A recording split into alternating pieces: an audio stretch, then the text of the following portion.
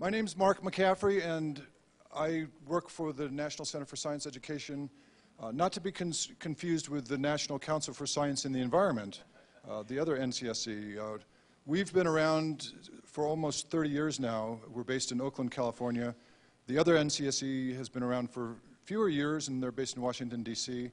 And we all are good friends and collaborate together when we can. But historically, NCSC's been focused on defending the teaching of evolution in public schools, and my colleague Minda Berbeko yesterday gave you all a little bit of background about that work.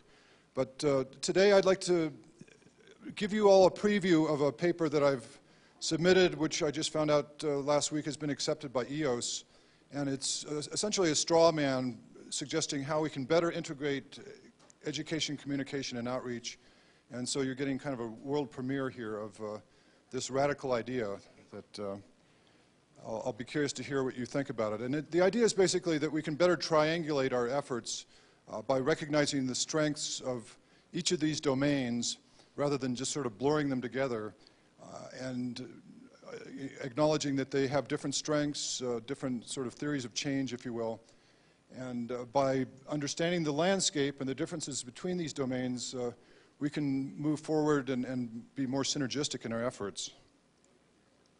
So these are questions, this is a question I'd pose to you. Do you agree with these statements that everyone has the right to know about the truth about the causes, effects, risks, and responses to climate change? Do you agree that this right has been denied or suppressed due to neglect, denial, or manufactured doubt?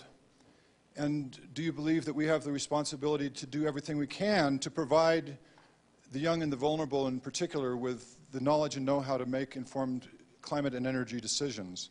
So I'm not going to ask you to answer that question right now, but we'll actually explore that a bit later today in our breakout sessions this morning and this afternoon. We've talked over the past couple days about scientists and whether or not they're respected. And this is some data from the Six Americas studies from March of last year. And apparently, if you're looking for information about global warming, it turns out that people trust climate scientists. Imagine that. In fact, they trust them very strongly over other scientists, over Mitt Romney, and particularly over the oil and gas companies. And scientists in general are very well respected in terms of careers that convey great prestige. Scientists are only number 2 after firefighters in terms of how people regard these as prestigious careers. And if you're a journalist or a union leader, you're kind of down at the bottom of the pack for some reason. I'm not sure why that is, but it could be worse. You could be a real estate agent. How do we, as a nation, understand the global warming issue? And these are stats that come from the 2012 NSF Science and Engineering Indicators. And 2004, 68% of people answered the question, do you understand global warming fairly well or very well? And what do you think? Would it go up or down since then? It went up. I know, what? Really? But if you dig deeper, this is just kind of self-reported of people, whether they feel like they understand these issues. And in fact, they don't understand these issues. And we know that from a lot of other survey work, that if you go beneath the surface and ask them, well, do you understand the carbon cycle or the greenhouse effect or the connection between burning fossil fuels and what's happening, they often will fail. In fact, most people will get a D or an F, whether you're an adult or a teenager. And the work of the Six Americas Knowledge of Climate Change studies, they did one in 2010 on adults and one in 2011 on teens, and very similar findings. And they theorized that Americans lack detailed knowledge about the issue of climate change because very few have ever taken a formal course covering climate change. And so they've had to rely on bits of often very contradictory information gleaned from the mass media, and that kind of makes sense, right? Fewer than 1 in 5 teens feel like they're very well informed about climate and energy issues, and more than 2/3 say that they're really not learning very much about climate change in school. And this certainly dovetails with our experience and other research. So in other words, climate change isn't being taught, and it certainly isn't being taught well in schools. However, we've also found from the 6 Americas and related research that, contrary to some of the things you might read in the media, that in fact the people who do know relatively more about climate change are more concerned about it. And the 6 Americas studies have found, again, that most people will get a D or an F when they're quizzed on the basics of climate change, but if they're graded on a curve, the alarmed of these 6 audience segments tend to get 97% correct or get a passing grade, okay, and versus the 56 of those who are completely dismissive. And if you look at the disengaged, it's more like 17% of them get a passing grade. So the take-home message that I take from this is that knowledge does matter. So this is the framework that I'm proposing for this more integrated approach. Education, communication, and outreach, and if we better understand this landscape, that hopefully we'll be better able to work synergistically across these domains. In education, we focus on learners, particularly in the formal K-12 realm and higher education. That's 76 million Americans that are in education right now. That's more than 25% of the country is in school. And then you can bring in millions more if you talk about informal science opportunities at zoos and aquaria and so forth, where people go as families, and there's many teachable moments there.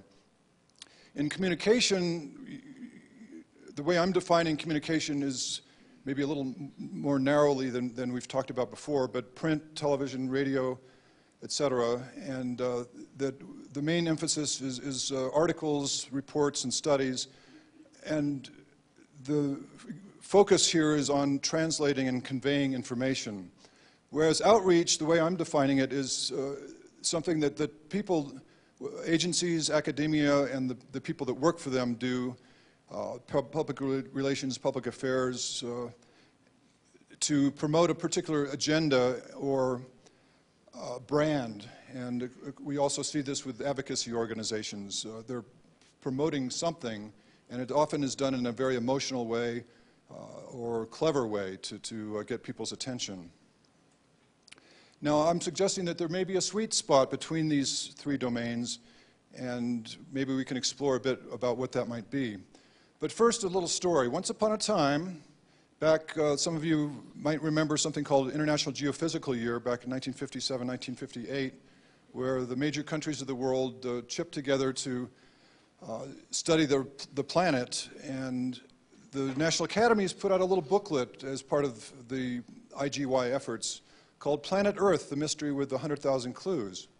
And they have a section, one of the IGY themes was weather and climate, and they were talking about human impacts on the greenhouse effect, the short-wave incoming energy from the sun, the long-wave outgoing energy from the Earth after it's been warmed by the sun, and how certain gases trap that, and how our industrial civilization has been pouring carbon dioxide into the atmosphere at a great rate. This is 1958. If it remained, it would have a marked warming effect on the Earth's climate. Conceivably, it could cause significant melting of the great ice caps and raise sea levels in time. So over 50 years ago, science education materials are talking about human impacts on the climate system. And it wasn't just that little booklet. It was movies that were produced by the National Academies, like one called The Inconstant Air, that included little animations about rising sea levels and altered ecosystems. Frank Capra produced a movie for the Bell Science Hour called The Unchained Goddess that very dramatically talked about how we were messing up the planet in the long term by burning fossil fuels. And even ENCO and Humble Oil got into the act a couple of years later. In 1962, they were essentially bragging about the fact that they produced enough energy every year to melt 7 million tons of glacier.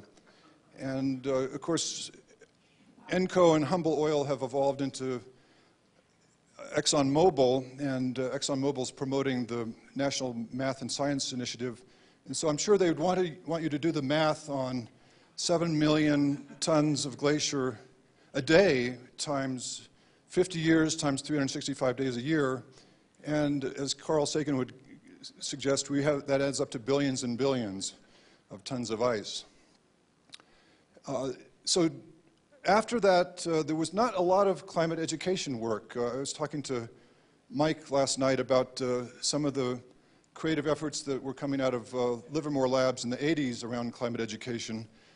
And you can still find a few textbooks here and there that might sort of mention in passing, like on chapter 30 out of a whole textbook, they might mention in passing that human activities might be possibly altering the climate system. So there wasn't really much in terms of climate education during that period to speak of, other than a few exceptional programs that didn't translate nationally. But in 1992, the United States, like a lot of other countries, signed the United Nations Framework Convention on Climate Change, and Article 6, which I'm sure you're all very familiar with, is all about education, training, and public awareness. And the countries signing the UNFCCC agreed that they're going to develop education and public awareness programs, public access to information on climate change, public participation in addressing climate change and its effects, and developing adequate resources to deal with the problem. So this is over 20 years ago now. 1996, you'd think that maybe we would start to move forward with some efforts nationally to educate people about climate change, since we'd agreed a few years before that that we're going to do this. But the National Research Council published the National Science Standards and did not include climate change. And this is a little bit of a mystery to me. They say they just don't have enough data, so let's not include it. As with human evolution, we just don't know enough here in the mid-90s to be able to include it in science standards. So, I think that could have been a missed opportunity. As I say, today, the climate change often isn't taught, or it's not taught well, or it's taught as controversy, and teachers are very unprepared to be able to teach it because it's just not been part of the service, the professional development programs by and large. That's changed a little bit in the past couple of years because there was some stimulus money for climate education, although that money has come and gone, and a lot of great programs have just been basically left high and dry. But one of the programs that was funded through the stimulus money was the Climate Literacy and Energy Awareness Network, a digital library collection which recently has been integrated into the NOAA climate.gov website. So if you go to climate.gov and click on teaching about climate, the clean resources, which are over 500 reviewed and annotated resources that are very high quality, videos, lesson plans, visualizations, they're all integrated into the climate.gov website now. And I've also heard some good things about this Earth the Operator's Manual, which I don't know too much about, but I'm sure there's other people here who can fill you, who can tell you more details about that. But there are no national standards to speak of. We have 50 states. They all have their own science education standards. The next generation science standards were developed by the states for the states. 26 states were involved with helping to lead the development of this through a group called Achieve, which is funded by the Carnegie Foundation, acting as the ringleader. And these are standards that are for all students, not just the students that are going into AP chemistry or something like that, but all students are supposed to be able to master these basic concepts that come from a National Academy's K-12 framework, K-12 science education framework. And they start talking about human impact on the environment in kindergarten, believe it or not. They talk about the similarities and differences of weather and climate in the elementary grades. They jump right into human disruption of the climate system in middle and high school. And they, throughout these new standards, weave in engineering and technology responses and solutions to environmental impacts in general, including climate change. There's a few things that personally I think are missing from the next generation science standards, like the mechanism, the greenhouse effect, which seem kind of important, but you know, obviously good teachers can bring that in and teach it. But a couple of states have adopted the next generation science standards, Kansas just yesterday and Rhode Island a couple weeks ago. There's another 24 states that are considering adoption, plus additional states like Florida and a few other states that are contemplating it down the line. But it's going to take years for these standards to really take hold, and they're not going to really fully solve the problem of making sure that all young people are prepared to deal with the challenges of climate change. You know, we very much appreciate the AMS statement on supporting the next generation science standards and climate literacy in general. But nationwide adoption of next generation science standards is going to be a very daunting task. We're seeing the Tea Party in particular stepping up to try to stop adoption.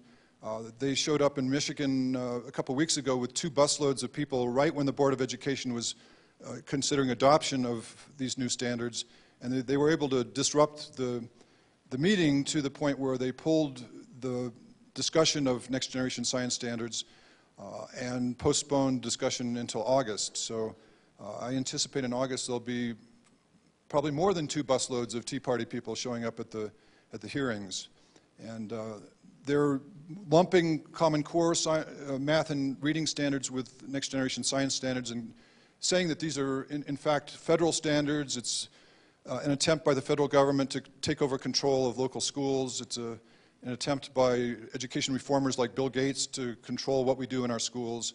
And that's a very resonant message in certain communities. So that's a quick overview of the education landscape. Communications we've talked a lot about, and I'm including many blogs, not necessarily all blogs, but certainly I'm including my colleague Minda Berbecco's blog as a good example of communication, helping translate the science and separate the signal from the noise. In terms of outreach, the way I'm defining outreach is that it's often promoting a brand or an agenda of some sort, and so I'm sure a lot of you have seen the NASA Johnson style parody, which has had almost 5 million viewers at last count. And it's promoting NASA as young and hip and the cool place to work. And maybe you guys have a similar video for your lab in New York. But another example might be 350.org and the Do the Math Tour, which is certainly promoting the agenda of divestiture of fossil fuel investments in higher ed. ExxonMobil, they've got their own agenda to promote. It's been said that they're the most hated corporation on the planet, so they want to try to soften their image a little bit, and they're promoting this national math and science initiative and making the point that the U.S. is lagging in terms of math and science. Of course, we're a huge country, and we try to teach everybody, not just the elite students, but this National Math and Science Initiative is not that keen on the Next Generation Science Standards because Next Generation Science Standards touches on controversial topics like evolution and climate change, which they don't seem to be that keen about. Sorry to interrupt, Jeff, but your chair's not paying attention to the time. Okay. All right. I hate to interrupt wrapping up pictures. Yeah. Well, there was a question? No, you haven't moved on to your next person, that's all. Yeah, and because we have an open slot, we've agreed that we're going to be a little flexible on the time. I'm taking the chair's prerogative here. So we've got some silos that we're working with, and the education community, as I say, deals with pedagogy, learning progressions. We address misconceptions. The communications community focuses on building trust and engagement to their audiences, and they report on some of the climate reports, and the outreach community is typically dealing much more on kind of an emotional basis, almost on the level of kind of an elevator pitch, and ads, YouTube, social media are part of the outreach realm. So education is really a long-term investment, and outreach is geared for much more short-term, and communications is somewhere in between. I've observed that historically these realms have often competed against each other and maybe had opinions about the strengths or weaknesses of the other groups. And I think the point here is that they do all have particular strengths, and that we need to acknowledge those strengths and stop bad-mouthing each other. So, sometimes people feel like the climate situation is so urgent that we need to, that education takes too long and we just can't really pay any attention to education. We shouldn't invest in that, and I disagree with that. Minda mentioned the summit that we held last year in Berkeley, California. We used the collective impact approach, which some of you may be familiar with, to frame our recommendations. And we had particular themes that we focused on. And so my question to all of you is, can we, representing different aspects of communications, outreach, and education, work together in a more collaborative way, recognizing that there is overlap between these realms, and that there is what I suggest a sweet spot of a potential shared vision that we're all trying to aim towards helping people make informed decisions and policies.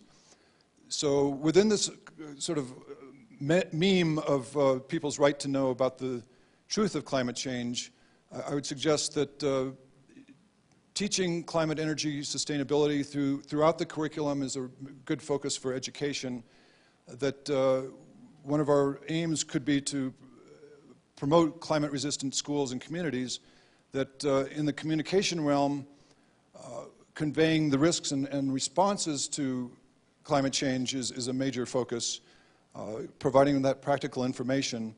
And in terms of outreach, really motivating people with clear messages from trusted sources is really the primary aim of the outreach. So again, do we have some basic agreement in this? The United States has a long history of supporting people's right to know. The Food and Drug Act in 1906 was about people's right to know about the hazards in their food and drugs. The Federal Trade Commission about the truth in advertising, a lot of labeling of tobacco products, environmental rules about like OSHA and so forth, protecting our right to know hazards in our lives. And so do we have a right to know about the hazards of climate change? And I think with that, we will move on to our next speaker.